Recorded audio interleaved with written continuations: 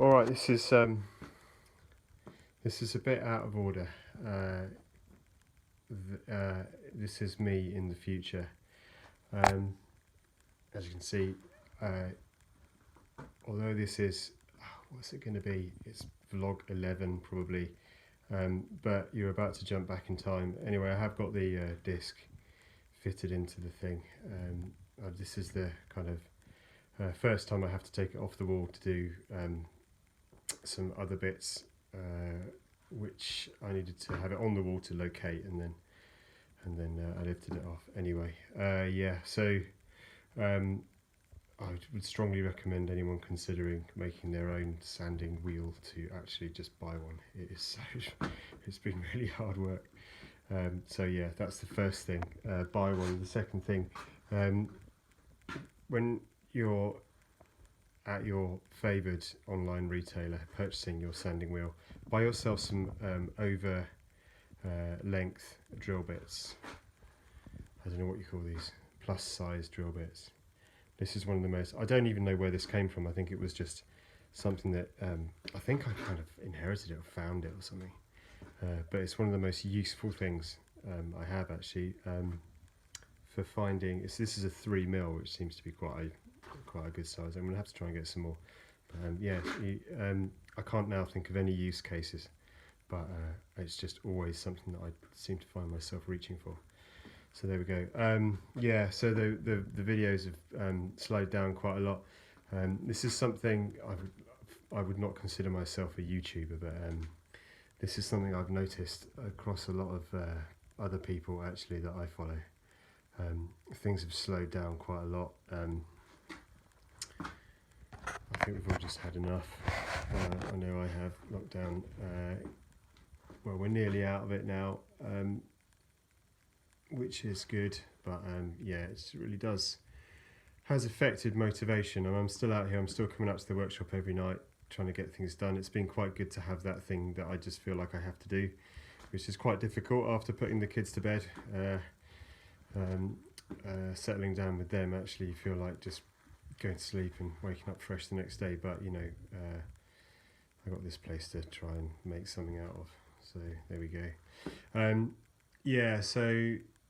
Lockdown's been quite difficult, and I was really hoping, I really wanted this one to be one about more plain construction.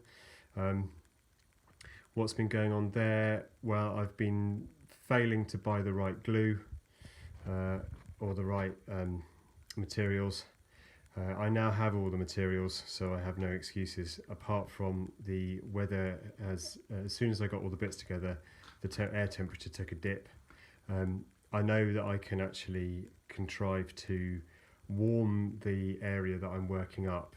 I think that is what a lot of people do, because not everyone's got a nicely insulated workshop actually. I always thought this workshop was a complete disaster, but I think people do a lot more than I have done in much less salubrious surroundings. So yeah, so there are ways and means. So I'm just working my way through that now. The joints I'm doing are pretty critical to the structure of the aircraft, as I probably think noted in another video. So I want to make sure these are right, and also it's the first time I'm really using the epoxy in earnest, so I'm just very anxious to get it all exactly right and try and stick to the guidance. So anyway, this is going to come in at the beginning of this this episode, if you can call it that. Then you're going to go back in time. So yeah, oh god, and if I knew what I was doing, I'd do some sort of fancy link thing. But if I keep doing this, and it's I don't know if it's worth continuing to do it and people are interested, I will try and learn how to do more fun stuff on YouTube and actually maybe edit a video rather than just smashing it together out of a series of mismatched chunks. Okay, there you go. Ramble over. Prepare to go back about 3 or 4 weeks. I'll see you later, much later in the future. If that, oh god, I don't know. Right, bye.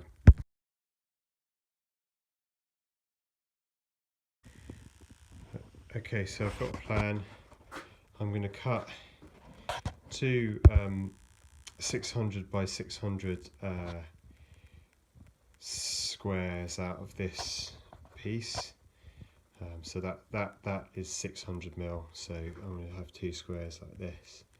Then I'm going to find the centre of those, knock out 2 400 mil diameter circles.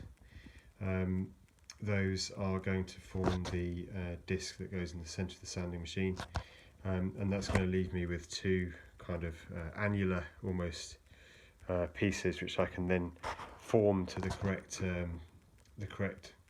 kind of shape to accept the housing of the sanding disc, which you can see propping everything up there.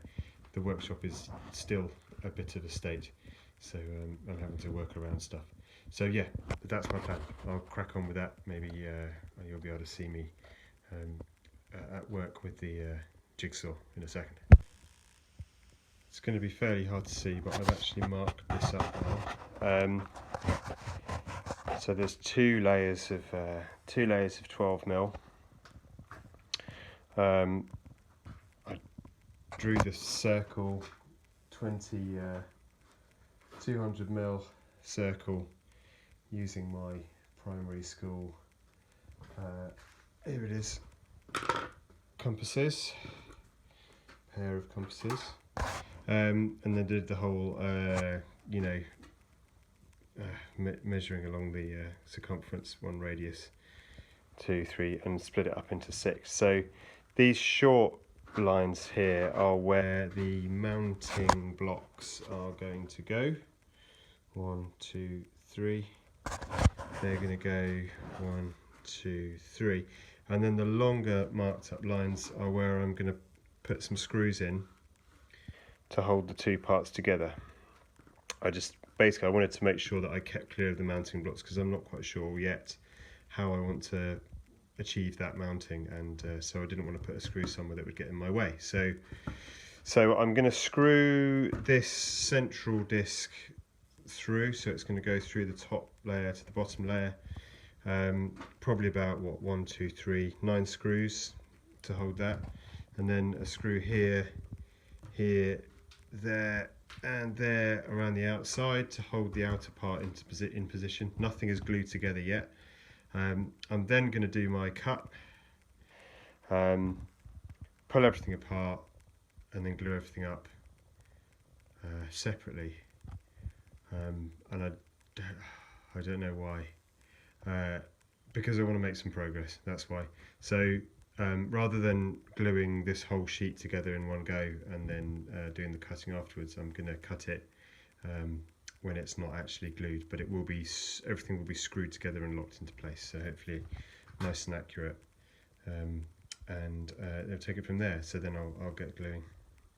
Okay, alright, I'm probably going to stop fairly soon, so because it's starting to get late, so next time when I pick this up again, it will probably be tomorrow. I've got another thing to do anyway, so yeah, but we'll see. I'll see if I can do some cutting now. Okay.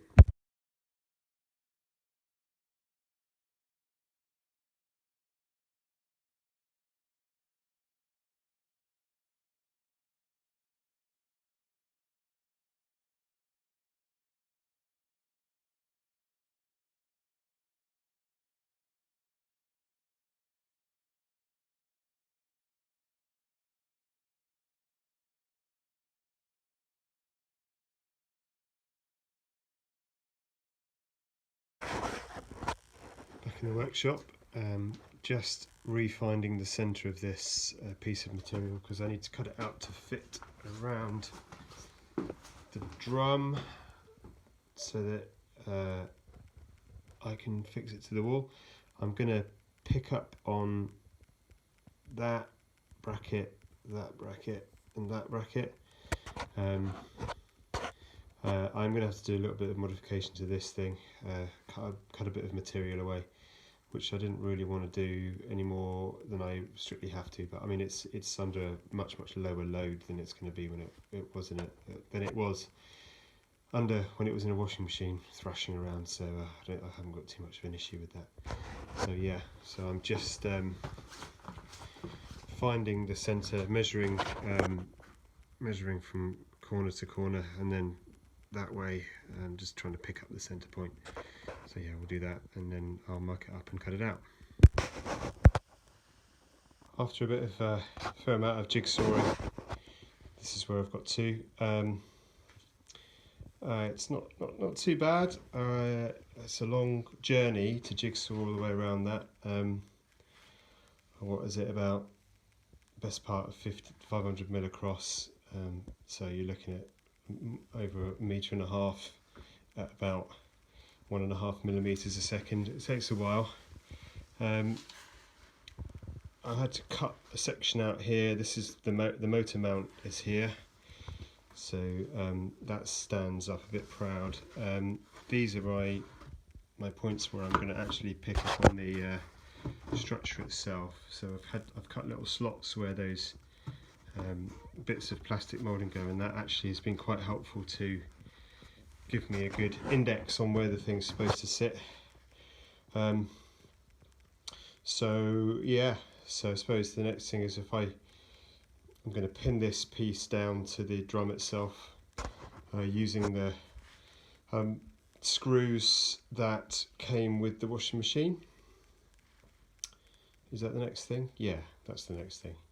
And then I'm going to look at getting some bearers on the wall to take that that's where it's going to go there. Typically it's got about 8 different things in the way, but I'll get some bearers on the wall that this can then fit. Yeah, so that should be okay. Yeah, I was full of good intention to actually draw this up properly before I started making it. In this particular instance, it didn't really happen like that. It kind of half the time I kind of make as I kind of design what I'm doing as I make it. Just seems to be how it works. Especially when I do a lot of thinking beforehand in my head. I have a sort of a picture of what it's going to look like. But I don't. Some people out there are doing really elaborate CAD drawings of everything they do, but I don't. Well, it's not strictly necessary for this, and I'm not really into that at the moment. It would be better, but there you are. A lot of the time I'm using kind of scrap material as well, so to an extent you have to cut your coat to suit your cloth. So design and build in one can be a better way of doing that, because you never quite know what you're going to find or what's around the corner. I suppose you just got to do your best. Right, I'll crack on and maybe be back in a bit, hopefully.